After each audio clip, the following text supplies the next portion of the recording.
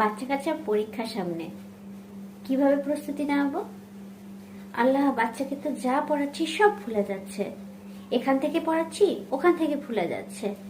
কিভাবে পড়াবো? কিভাবে পড়ালে পরীক্ষার প্রস্তুতিটা ভালো হবে?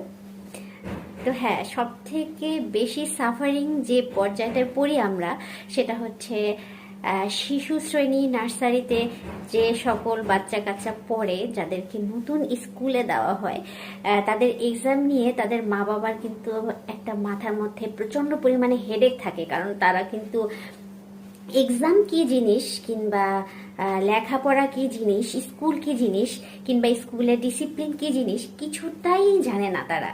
ঠিক আছে, একটা নতুন মাও কখনো বুঝতে পারে না যে একটা বাচ্চাকে কিভাবে ডিল করলে সেই স্কুলের সব পরিবেশে খাপ খাইয়ে উঠতে পারবে। ঠিক তেমনি একটা